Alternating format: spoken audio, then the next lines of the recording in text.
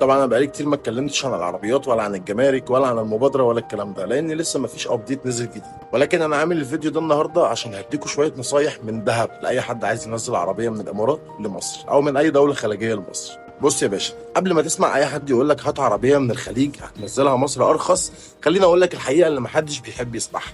استيراد العربيات من الامارات لمصر مش سبوبه ومش نصب، بس كمان مش اجمد حاجه، لان الموضوع كله قايم على اختيار صح واختيار غلط. خلينا ندخل في المهم.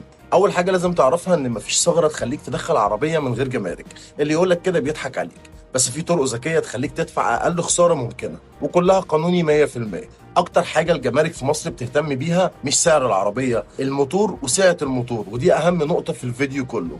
يعني عربيه سعرها عالي بس موتور صغير احسن بكتير جدا من عربيه رخيصه والموتور بتاعها كبير. عشان كده عربيات التربو والهايبرد دايما مكسبها احسن في الاستيراد.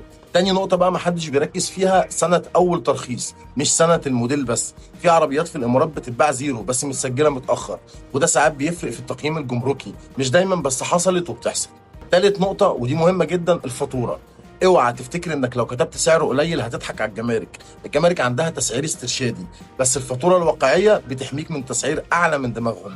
انما الفاتوره المضروبه بتفتح عليك باب ووجع دماغ ملوش اخر.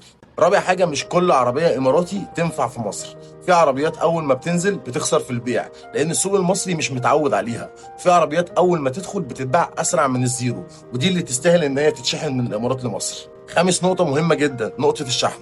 ناس كتير قوي خسرت فلوس في الشحن اكتر من الجمارك عشان اختارت ارخص شركه. مش كل شركه شحن فاهمه مواني مصر، والغلط هنا بيتحاسب فلوس ووقت واعصاب. سادس حاجه واهم حاجه، اوعى تشتري عربيه من الامارات من غير كشف، عشان مش كل اللي هناك نضيف. في عربيات جايه من بره ومتظبطه ودخولها مصر بيبقى مصيبه. كشف محترم هيوفر عليك كارثه كبيره. المهم اللي انا عايز اعرفه لك ان استيراد العربيات من الامارات مش للي عايز يوفر وخلاص، ده للي فاهم وحاسب ومختار عربيه صح. مفيش عربيه سحريه، بس في اختيار ذكي، وفي اختيار ممكن يخليك تندم. لو عايزين اعمل لكم جزء تاني للفيديو ده اقول لكم فيه على عربيات تنفع تتجاب من الامارات وعربيات اوعى تقرب لها، اكتب لي في الكومنتات.